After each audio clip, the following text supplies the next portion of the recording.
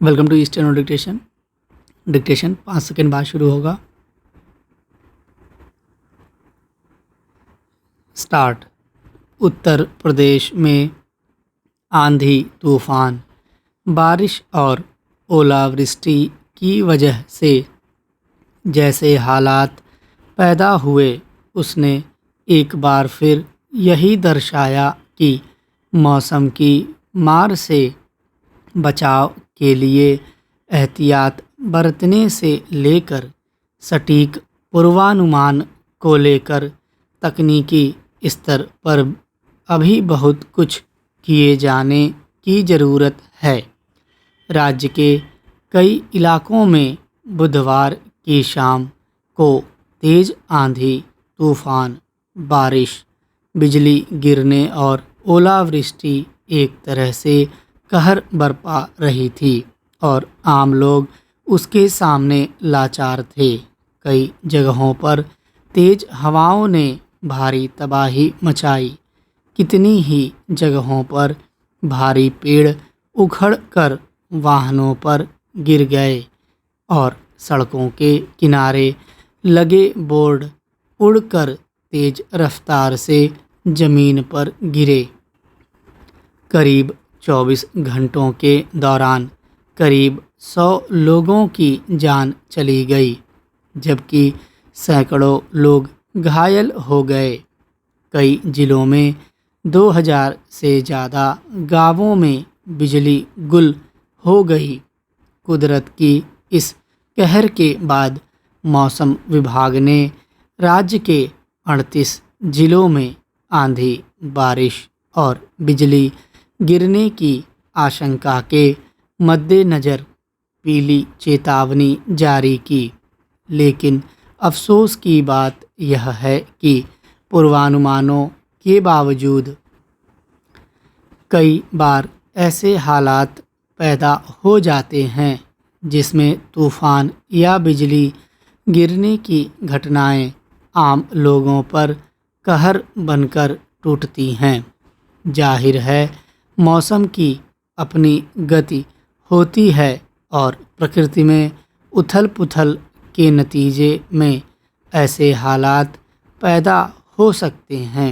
लेकिन विडंबना यह है कि अमूमन हर वर्ष अचानक मौसम का रुख बिगड़ने की आशंका के बावजूद आम लोग इससे बचाव के लिए एहतियात नहीं बरत पाते।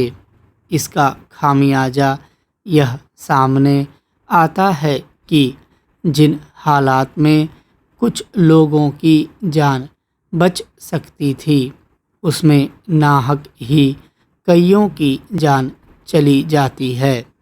राज्य में मौसम विभाग के मुताबिक पश्चिमी उत्तर प्रदेश के ऊपर बने चक्रवात के ढांचे और दक्षिण राजस्थान से आ रही हवाओं के प्रभाव से वहाँ कई जगहों पर 80 से 100 किलोमीटर प्रति घंटा की रफ्तार से तेज़ हवाएं चलीं।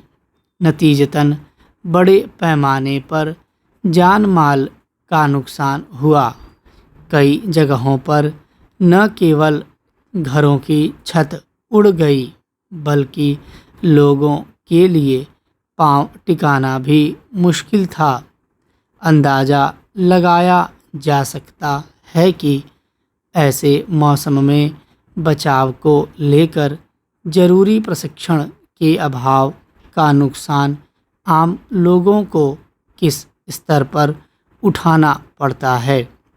संभव है कि पश्चिमी विक्षोभ के कमज़ोर पड़ने के साथ साथ मौसम साफ होने लगे और उसके बाद तापमान में धीरे धीरे बढ़ोतरी हो। लेकिन इसके साथ यह भी सच्चाई है कि साल के इन महीनों में कई बार तेज़ रफ्तार से में चलने वाला तूफ़ान और ओलावृष्टि कई स्तर पर आम लोगों के लिए व्यापक क्षति और खतरे का वाहक बनते हैं। पिछले कुछ वर्षों से हर बार यह देखा जाता है कि एक और तूफान में पेड़ या घर गिरने जैसी घटनाओं की वजह से कई लोग मारे जाते हैं, तो दूसरी ओर घर से लेकर फसलों तक को व्यापक पैमाने पर नुकसान पहुंचता है।